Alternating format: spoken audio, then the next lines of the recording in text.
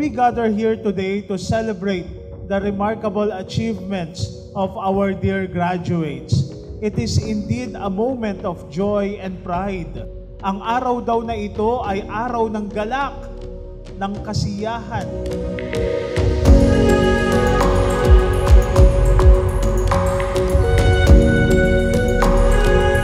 The most awaited moment, the fruit of hard work and discipline will finally be earned.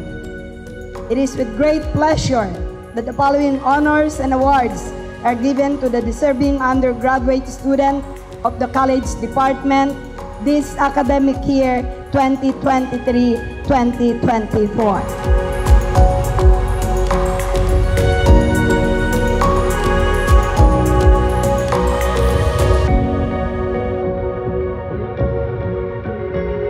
Congratulations to all students who excelled in academics and their chosen disciplines. To the parents, for your guidance and support to your children, and for the teachers, for their wise provision. This event would never be possible without your support.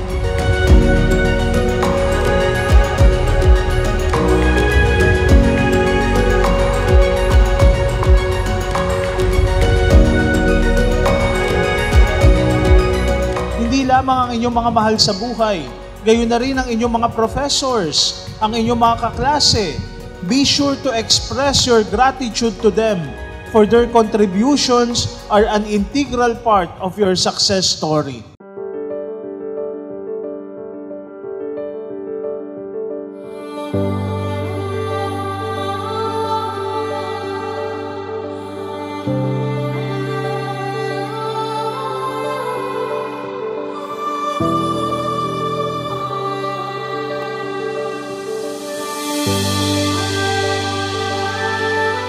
We did it, Class of 2024.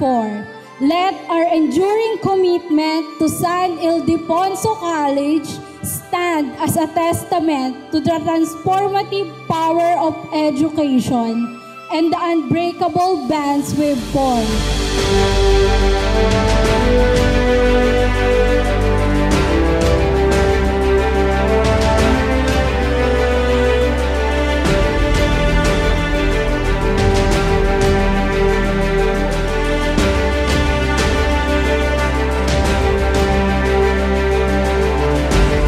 These candidates who have satisfactorily fulfilled the academic requirements of the Commission on Higher Education of the Republic of the Philippines and of San Ildefonso College are hereby certified to Reverend Father Glenn William C. Relucio, Doctor of Philosophy, School President of San Ildefonso College, as worthy recipients of their respective degrees and titles.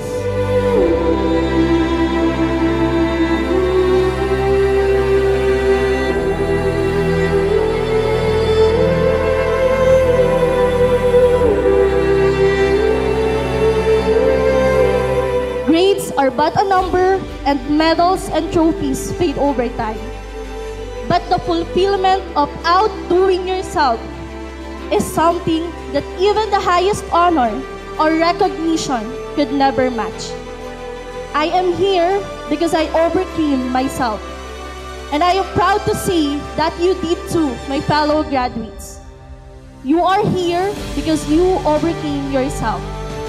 You are the best version of yourself and no one else.